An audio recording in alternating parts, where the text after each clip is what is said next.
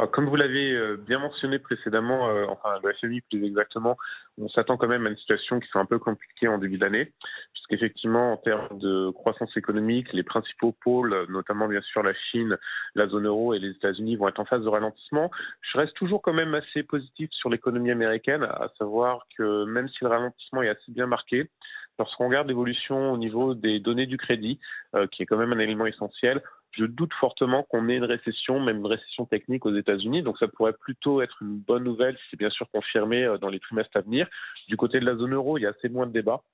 La récession est vraisemblablement quand même actée, même si là encore aussi on a finalement une assez bonne nouvelle, à savoir que la crise énergétique, on s'attendait à une situation assez négative au cours de l'hiver, va être certainement une crise énergétique beaucoup moins intense que prévu. Alors c'est lié à plusieurs facteurs, hein, la capacité à trouver de nouvelles sources d'approvisionnement. Et également aussi tout simplement le fait que les conditions climatiques elles sont plutôt extraordinairement bonnes. Le vrai point d'incertitude, j'oserais dire, pour 2023, c'est la Chine. Alors bien sûr, on sait que l'économie chinoise ralentit très fortement.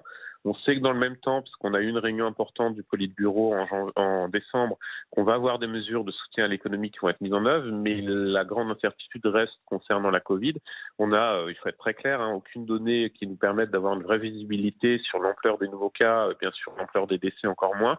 Mais bien évidemment, même si on savait que la politique zéro Covid, ça avait un impact négatif sur l'économie chinoise, le fait d'avoir une situation où on a finalement un nombre de cas qui devient incontrôlable n'est pas non plus complètement positif pour l'économie chinoise. À très très court terme, on peut se dire que cette sortie de la politique zéro Covid, en étant vraiment très prudent, va nous permettre d'avoir une baisse un peu plus accentuée de l'inflation, hein, notamment à travers les prix de la production.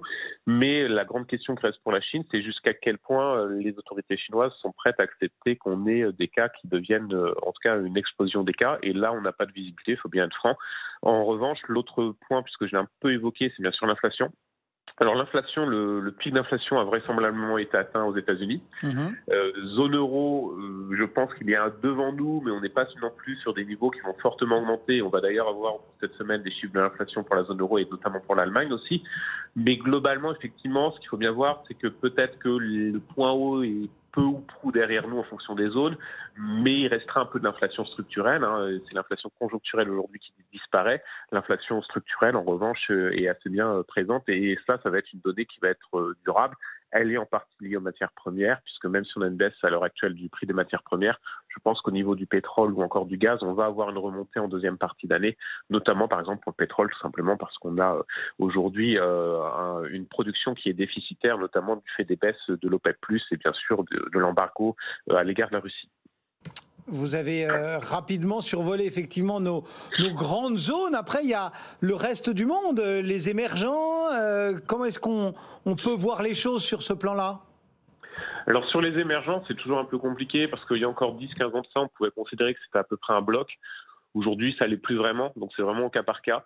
Vous avez des économies qui finalement s'en sortent plutôt bien, comme le Brésil, puisque bon, on va parler du Brésil étant donné l'actualité avec le nouveau président. Le Brésil est effectivement une zone qui a plutôt assez bien résisté, même notamment la devise brésilienne, ce qui est assez surprenant cette période, a eu une assez bonne performance quand même quand on compare par rapport à d'autres devises émergentes, par rapport au dollar en 2022. Bon, il n'est pas certain que cette performance perdure, mais c'est vrai qu'on a des éléments de soutien, de soupape de sécurité qui sont assez présents. Si on regarde l'Asie du Sud-Est, je penserai à des pays comme le Vietnam qui sont très dépendants de la Corée du Sud, notamment en termes manufacturiers.